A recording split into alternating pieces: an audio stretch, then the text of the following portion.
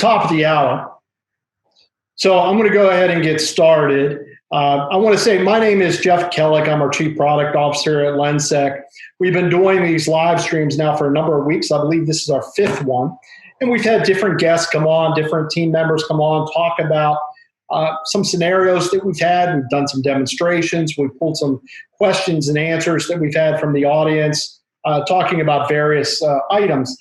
Today, we really want to focus on the education market and how that's been impacted with the change in the societal change or the way we've gone about addressing the coronavirus, COVID-19, over the past month or so. With me today, we have a couple of guests, and I'll allow them to introduce themselves. So, Michael, why don't you go ahead first and give an introduction for those who don't know you yet?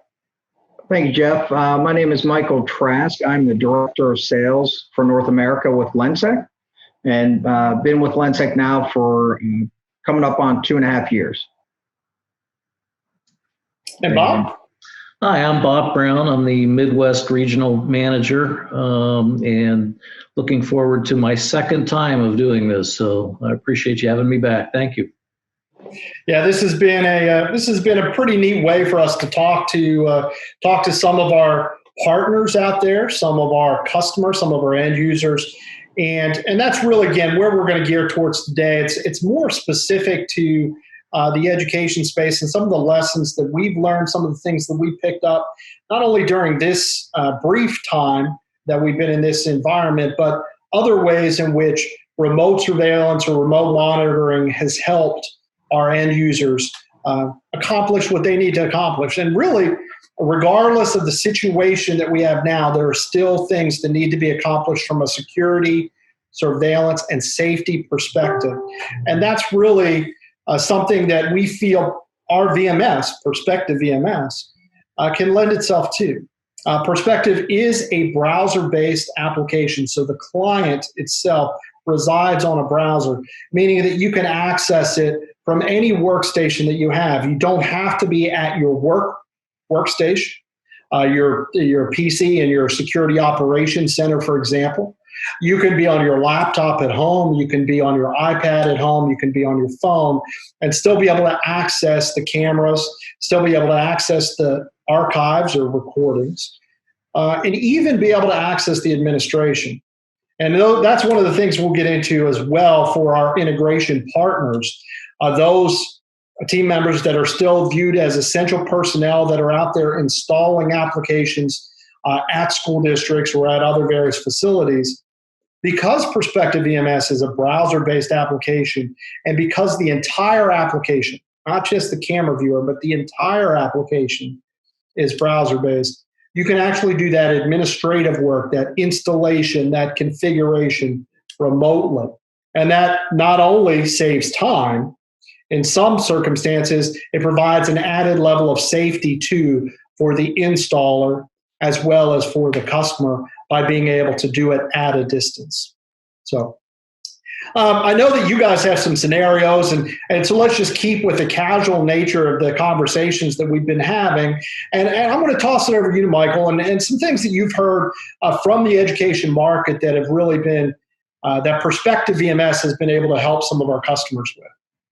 Yeah, thanks, Jeff. One of our university customers, they've, like most colleges and universities now, have stopped classes for the semester, and some have stopped or not going to be holding any on-campus classes during their summer sessions as well. So, but they still have vast areas that they need to secure and cover. So just in some conversations with one of our customers, they're taking full advantage of the remote, ability with Perspective VMS.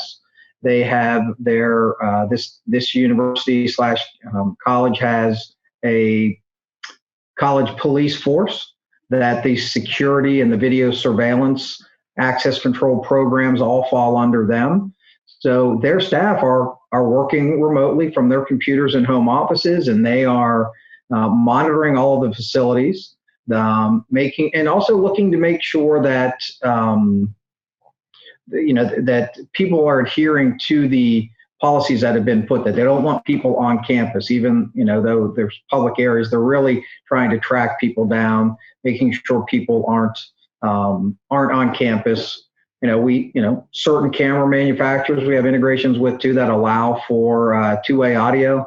So they're able to remotely be able to speak down through those cameras to maybe ask people, to disperse or leave campus or whatever. So there's lots of things that they're able to do, but the most important part is they don't have to be coming onto the university, sitting in their operations center side by side with everybody. They can still be performing their day-to-day tasks right now, just in a remote environment. Yeah, that's right. That's and I'm glad you brought up the audio thing too, because I think we talked about that a couple of weeks ago, and somebody was asking, not aware that's capable. And so it is a way that you can communicate through those devices. A lot of camera manufacturers now allow that bi-directional audio. And if you're fortunate enough to be in a situation that you've installed either an external speaker or you've tied it in with your system, you don't have to have anything special installed onto your laptop or machine. Again, that's one of the beauties of HTML5 is that it's plug-in less. So even if you believe, well, I used to be able to do this from my security operations center, can I do it from where I'm working remotely? The answer is yes. So within your browser, you can still access the microphone capability, and you're able to talk directly into your laptop, and that's able to then come out on the speaker of that camera and provide that message, that question. Maybe you're asking, is there something I can help you with? We're closed down as a campus right now.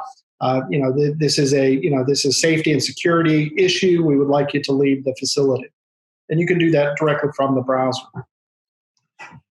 Jeff, if I might add, to your point about the browser solution, and really we facilitate high usage. In fact, we don't limit the number of users that can have access to our software. And, I think in this day and age, that is really attractive to some of these, particularly the specialized nature of some of our users. You have people that all they want to see is a certain part of the school, for example, or you have the administrative side that wants to see the entire estate or be able to get to different multiple buildings or schools. So I think, the fact that we give them unlimited users is a great economic advantage to them because we encourage usage and being able to leverage all the tools and assets that they have associated with the system. Yeah, Bob, I'm going to add something to it. It's a great point, but we've talked about, if anyone is kind of listening to us today that has seen some of our previous LENSEC live sessions, we've also talked about the ease of assigning permissions. With having multiple users or maybe having users that, in Bob's example, may just have permissions to look at a certain set of cameras, either in a building or at a particular campus.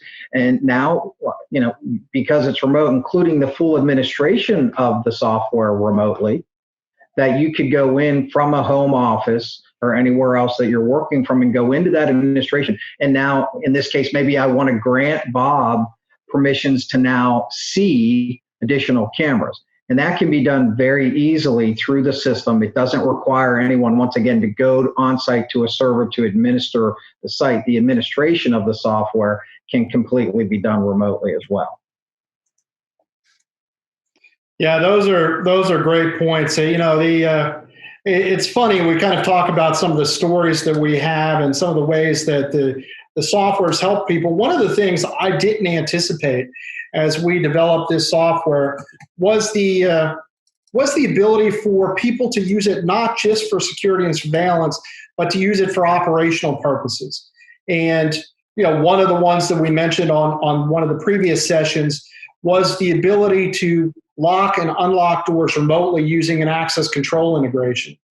And that certainly has helped. I did it again today. We had in our Texas office and our Houston office, we had somebody come to the front door, and I was able to let them in. It was a UPS delivery personnel, and I let them in to be able to deliver a a package. And again, all of that was done remotely. Nobody needed to be in the office. I was able to unlock the door and then securely lock it again. And a lot of these school facilities have the exact same type of condition where they will have to allow certain people on site through a controlled access provision. And now not only can you do that remotely, but you can do it with video verification and watch them enter. In this case, they left the package, then they left, and I was able to resecure the door. Another interesting operational use case, and this is one that certainly I didn't anticipate, was using the video surveillance tool as a method for instruction, for teaching. And I'll briefly share my screen. I really wasn't intending on sharing my screen here, but I just want to bring this up because the conversation lent itself to this. We had a college, and here I'm sharing my screen. This is obviously my office here. I'm kind of talking to the computer here this way. And they were teaching, and they used this function here called a real-time extraction. And what they ended up doing is they ended up teaching right here on the fly. They were able to use their Blackboard. They were able to use other information directly and record those segments of video. And so that recorded segment of video, then they could supply to their students. And it was a great way to leverage an existing asset that they already had, a surveillance camera that they already had, and a tool set they already had, and now be able to teach. And I think about that today in a lot of these environments. My wife is an educator, for example, and they're doing a lot of kind of remote work to help their students. And if a teacher needs to employ things like the Blackboard, or they need to employ visual tools, they could actually use their security surveillance tools to be able to be a distributor of that information. And using the real-time extraction tool, and I say real-time extraction because that's what they use there, and that's a kind of a technical term for our software. But in reality, depending on how they have it configured, and as Michael mentioned, you can configure remotely, they don't even have to be there to click a button. They can go ahead and give their lesson, go back and ask the administrator, hey, can you pull that extraction for me? Can you pull that video from 10 a.m. to 11 a.m. that I did so that I can supply it to my students? And, Perspective is a security surveillance solution for sure, but there are other applications that you can take advantage of by its nature and what it does. So just a neat aside, that was a college. They actually did it in their psych department is where they were doing those classes for. Yeah, Jeff, speaking of doing real-time extractions, it also reminds me of the remote nature. And I believe we touched base on this on one of our previous sessions, but I wanted to circle back because I think it's pertinent for what we're discussing right now. And that is the ability to, when you're working remotely and someone's not going on site and you want to maybe, you've been monitoring the campus and maybe there is something that you want to save and make sure it doesn't get written over on the recordings, right? Because right now you might be set up for a retention of 30 days or 45 days or whatever your retention goal is. But if you're working remotely and you're not able to add additional storage or do certain things, you can either do a real-time extraction or, more importantly, in this case, if you realize, hey, you're on day 29 or you're on day 30 and that's how long ago something happened in this 30 days that you've been out, you may have forgot, I need to go back and look at that. The archive lock feature, being able to go back and lock archives so that, in a time-sensitive scenario where maybe that's about to be written over and you need more, you maybe have forgotten about it in the whole, non-normal scenarios that we're working in right now. But by, going into the administration and going into the camera lock within the camera feature, that you can go in and pick those cameras, pick the date and time and lock that video, and it's going to keep that video from being written over. So it's going to allow you to go back and further investigate or interrogate that video for the information that you need maybe to then save and extract at in smaller bits and pieces for the investigation. Yeah, that's such a useful feature. We've had it come up several times. We demonstrated a little bit on our demo a couple of weeks ago, and I just demonstrated here. But that, to your point, Michael, that's exactly right. I mean, people left their offices and their facilities not knowing how long this was going to take. I mean, we heard 15 days to make a change or 2 weeks, and now we're going on week 4, week 5 in some cases. And you may have been doing an investigation and figured, oh, well, I'll get to that because that just happened yesterday. And now all of a sudden, yesterday is 4 weeks ago, 5 weeks ago, and you've got to get that information. You can go ahead and quickly lock that archive, and it will not overwrite. And so it'll delete other things, but it will not delete that particular lock where you're at.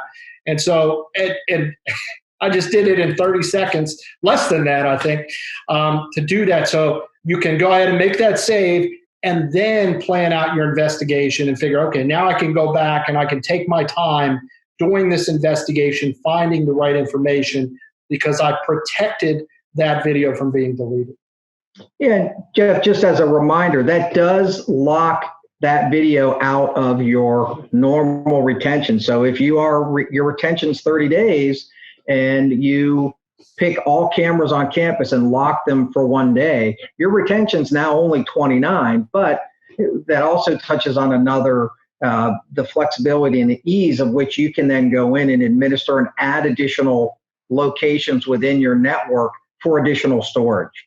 So I don't know if you wanted to touch base on that quickly. If you did, let's say, you locked up 3 or 4 days worth of video, so now your retention at campus is only 26. You may have a state ordinance or a bylaw within the school that you always have to have 30 days of storage. So if that was the case, how would I solve that problem remotely, Jeff? Yeah, that truly does happen. And in this scenario, the one we just did for this emergency lock, that used up, and I can see immediately, it used up 34 gig of data retention.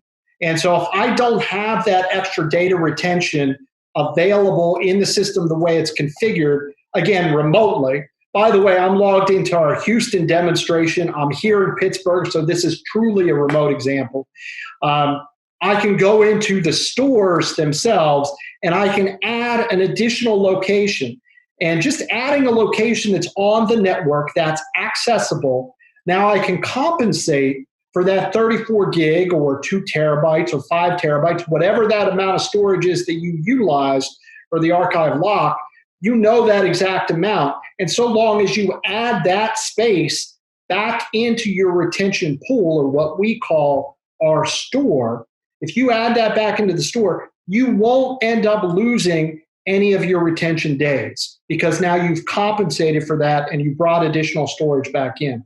So with those two things, doing that archive lock and then adding additional space from the network into your store location, you've essentially added that time period into that flexibility for your archives.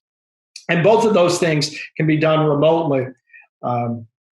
That you have there. I know, Bob, you had an example that you were talking about remote installation too. And that I know you were talking about certain schools that were looking to maybe make some decisions about adding some feature sets.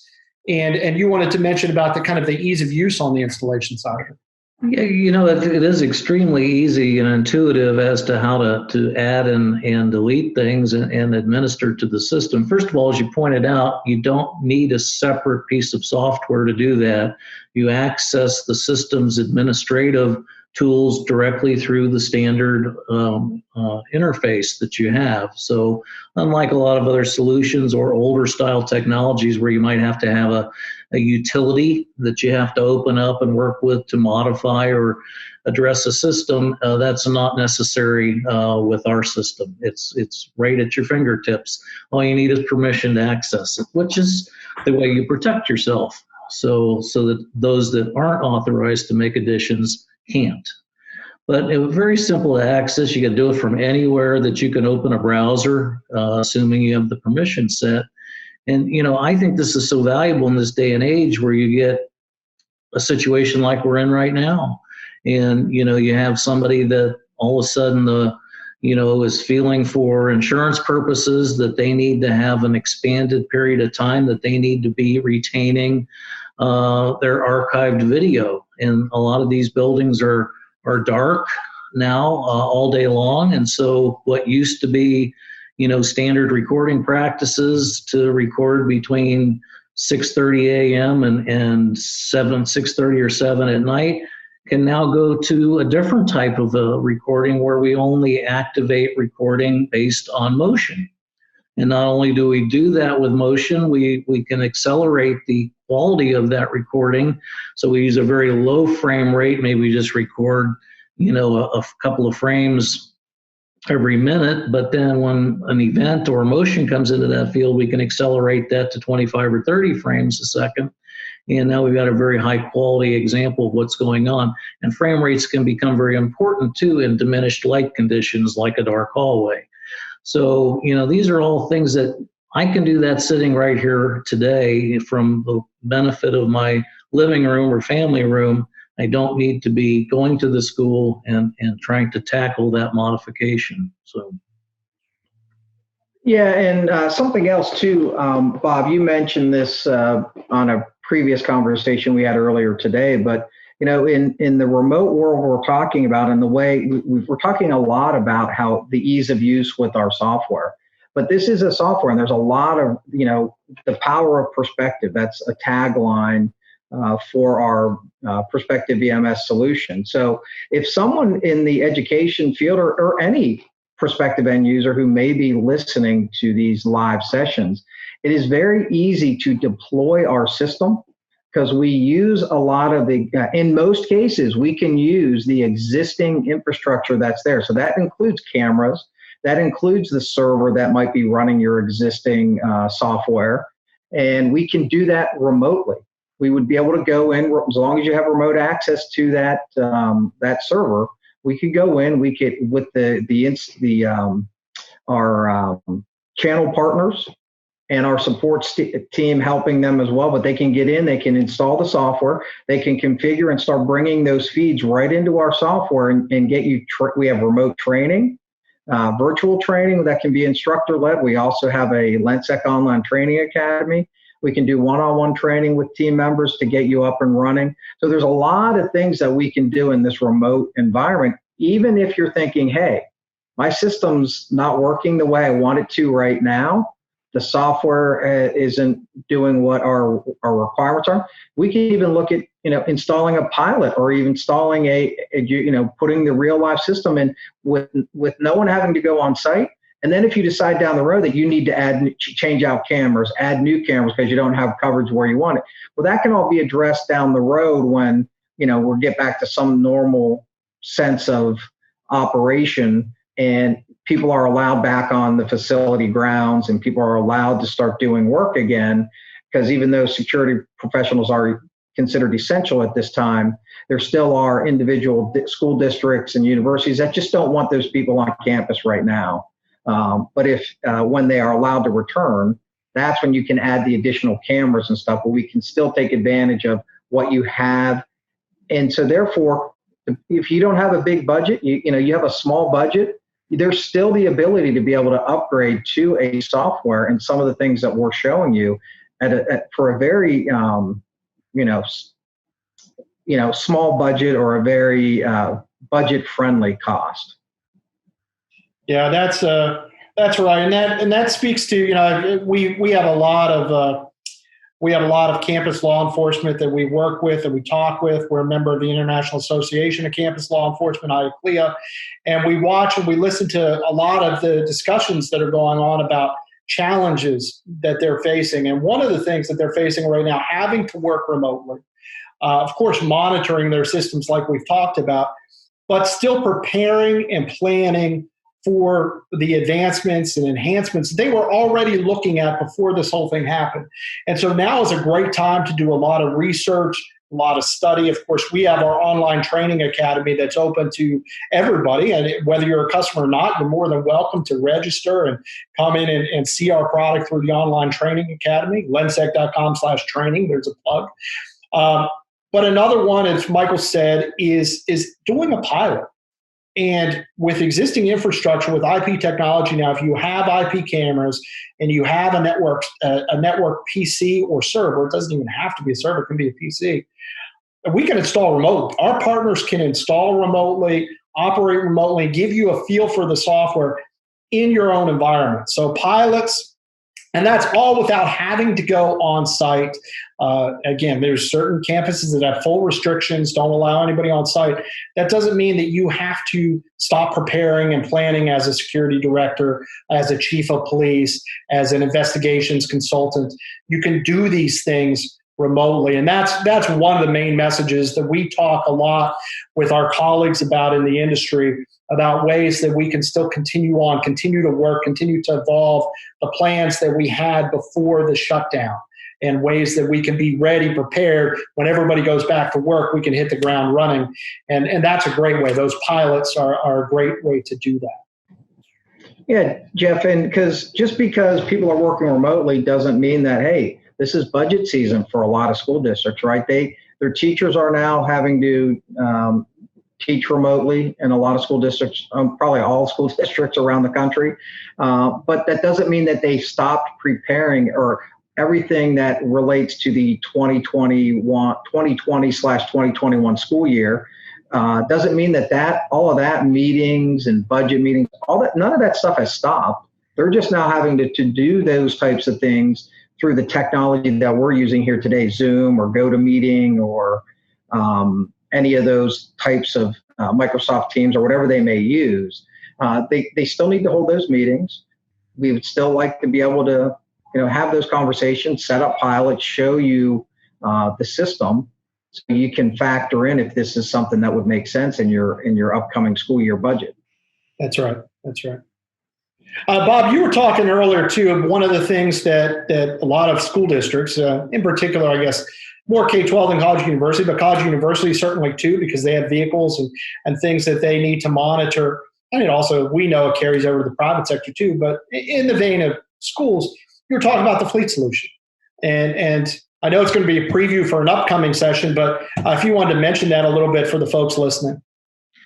Oh, thank you, Jeff. What really we're excited about is what we've taken historically for education has been a school bus solution that is disparate from the main school's video or security system. In other words, you've got an autonomous system operating on the school bus, and you've got an autonomous system running then in the facilities. And what we've done is we've endeavored now to bring that school bus as an extension of the entire estate of physical security and bring it in as though it was a onboard camera, so that when that bus pulls back into the depot, we automatically grab its video, we bring it in, we match it up in archiving to the same timelines that we had with the remainder of the cameras that are in the enterprise or the estate. And so we've got a completely synchronized solution as to everything. If you think about it, it gives us in the school the ability to basically take a student from the minute they get on the bus. So we see them get on the bus, we see them riding on the bus, we see them get off the bus, the school's cameras pick them up walking into the school. We have them in various capacities during the day in the school, the lunchroom, the hallways, etc. We see them come out of the school. We see them get on the bus. Then we have a video again of them on the bus, and we see them getting off at their bus stop home. Complete loop, all under one pane of glass. This is novel, really, in the industry. Everybody previously has been saying, well, you need a system to do that. You need a system to do this. And then you'll have to manually go get this, and you'll manually have to go get that. Right now at your fingertips, if somebody says my kid's missing, we can get right in and we can follow that kid right from the minute he got on the bus till the minute he was supposed to get off of the bus and see what happened.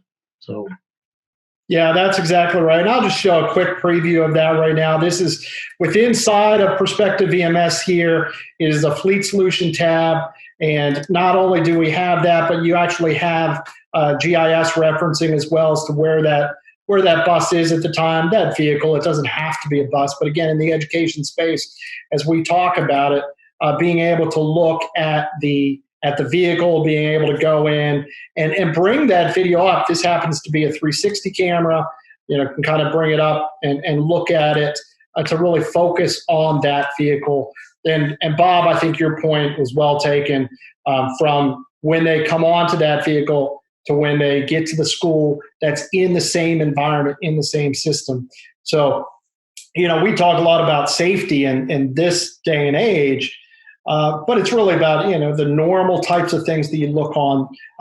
As students tend to scuffle, or they, maybe they, small vandalism or things like that happen in the bus. And you want to be able to protect that property. You want to be able to protect the other students.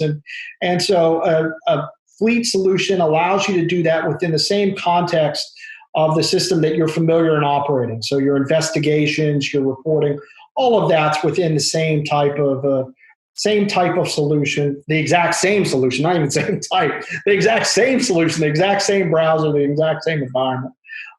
So we're going to talk about that a little bit more in depth. I'm really excited. We mentioned this morning on a pre-call that we were going to get some of our engineers that talk about the actual installation of the hardware, what that's like. So that's definitely a good session upcoming in the next couple of weeks. Some of our engineering folks will talk about that. Jeff, one thing I wanted just to mention too, to expand on the previous conversation about expanded user opportunities. I think we've found an increased interest in a form of a license that we call Command. And what that really gives an option to now is for our partners or our resellers to go out to their accounts and contact the local police departments or fire departments or first responders and be able to give them an opportunity to have a very affordable, we make it almost a ridiculously low investment by the police department or the fire department to be able to have access to that school's cameras. And there's a few technical issues associated with that. We do need certain criteria at the camera level itself to be present, but pretty much in this day and age that addresses the vast majority of the cameras that are out there installed in public education. And it's a great way, particularly to get in this type of an environment now where maybe that wasn't available to the police department previously, and now there's a perimeter intrusion alarm on the school. Somebody threw a rock or a brick through the glass. Police department can very quickly now get on. They can see what's going on, why they're en route, and so they've got that advanced information as to what might be going on. Hopefully it's not a large-scale operation trying to penetrate a building and cause big damage. Maybe it's an arsonist, who knows in this day and age, but it gives them that advantage of being able en route to see what's going on. So therefore we reduce risk and we create a high level of situational awareness. Great points. Great points. I think we're going to get close to the end of our time here. Michael, is there anything that you wanted to mention before we wrap up for today? No, I think we've covered some additional topics in depth about how in this remote world that we currently are all residing in, how the system can be used in some ways that people may not have thought about. But I do want to just reiterate back. I am the director of sales, so I need to let people know that. Once again, our software, we can more than happy to set up pilots for people. This can be done in a remote fashion. Someone does not have to be on site. So as long as you have outside access to that existing infrastructure, we'd be more than happy to work with the integration partner in your area to get that set up and to give you an idea and take a look at what the system may be like using your existing cameras that are already there. Because once again, we should be able to use, in most cases, be able to use that existing infrastructure. So those existing cameras that you've already invested money on, the server that maybe, or the internal network equipment that you've already invested money on. In a lot of cases, none of that stuff needs to be refreshed at this time. It may need to be refreshed down the road, but that it's not a limit. It doesn't need to be done in order for us to start showing you our solution within your current environment. Yep, that's exactly right. Exactly right. Well, I think we've reached the good half hour mark here. I want to give appreciation to all the folks that have been giving us comments and giving us feedback, watching not only live here but also on the recordings. It is available, obviously, on our Facebook feed. If you scroll down, you can see the past recordings on our YouTube page, youtube.com/LENSEC, as well as on lensec.com/live. And we're revamping that page a little bit. We're going to have some links to the previous videos. Right now, we have it playing in a loop when we're not actually live. So you can see reruns. There you go. You can see reruns of these recordings. So thank you again, everybody. My thanks and appreciation to Bob Brown, to Michael Trask, and for both of them, I'm Jeff Kellick, and we have a happy and safe week, and we'll see you next week.